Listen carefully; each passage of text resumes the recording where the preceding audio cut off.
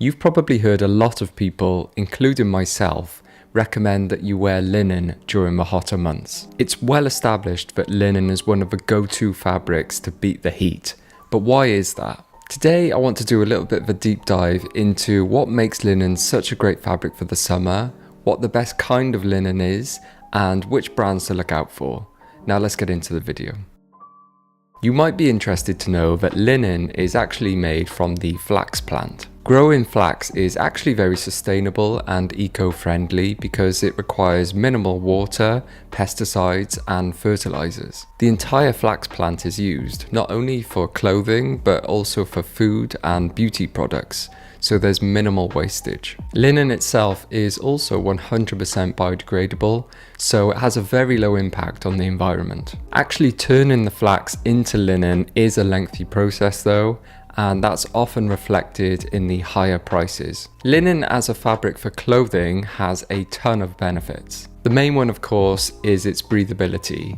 Linen fibers are much thicker than cotton, for example. This means they technically have a low thread count, which allows more air circulation and hence breathability. But the lower thread count in linen does not mean it's lower quality like it usually does with cotton. In fact, linen is one of the strongest natural fibers. It's around 30% stronger than cotton, which means it's long lasting and durable. Linen is also really great at absorbing water.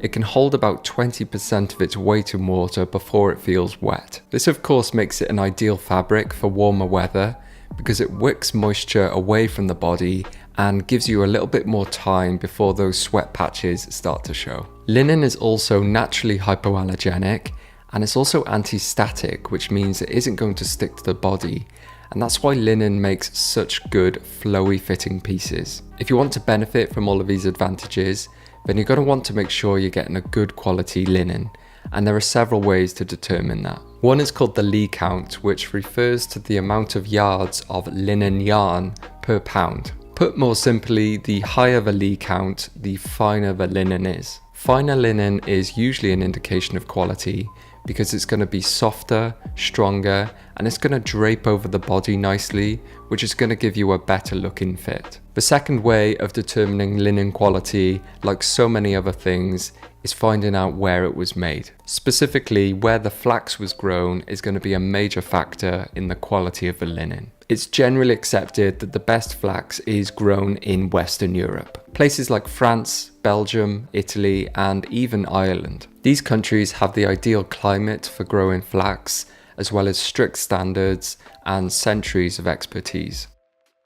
When it comes to the best brands for buying linen, there's a lot to choose from. Just like other garments, you could spend a lot of money on premium linen if you have the appetite for it. I've rounded up a few brands at varying price points, so hopefully there's something for everyone in this video. At the very top end, you're probably going to want to look somewhere like Flax London. As you can tell from their name, they specialise in linen clothing. In fact, from what I can see, they're the only brand in the UK who specialise in linen. The linen they use is traceable directly to where they source it in Belgium and Ireland. So you're getting that provenance and guaranteed quality, which is really important with good linen. They also offer free repairs on their shirts, which is always a good sign of quality. On a similar level to Flax London is going to be Asket. As with all of their garments, everything is fully traceable and they do their best to minimize impact on the environment. Their flax originates from France, and you can actually drill down into where their materials were milled, manufactured, and where all the trims come from, such as the mother of pearl buttons. They even tell you how much the garment cost them to produce and their explanation behind the markup to their retail price. Of course, all of this contributes to the higher price, but you can sleep soundly knowing that you've bought something great. In the middle lane of pricing, you've got places like Everlane and COS. These both still offer 100% linen products, and you can be fairly certain that they're going to be good quality. Plus, they have a lot more variety in styles, patterns, and fits. The thing that's missing is going to be that traceability. We're never sure where the linen has come from, which is a shame. However, being 100% linen, they're still going to have most of those benefits. On the lower end of the budget spectrum, you're going to start to see linen blends, and a lot of people actually don't mind that because you're going to get less creasing and there's not going to be so much of a break-in period. However, there is one brand that stands out at this lower price point who still make 100% linen shirts, and that's Uniqlo. I've shown off their premium linen shirt in the past, and it's been one of my go-to pieces this summer. They also confirmed that their linen originates from Europe, which is pretty rare at this price point. They don't specifically say where in Europe, although I have read that their older linen pieces were from France, so that might still be the case. I've also been wearing a few of their linen blend pieces, such as the shorts and trousers, and I've been very happy with them so far. So if you're on a tight budget, I can easily recommend Uniqlo for your linen pieces this summer.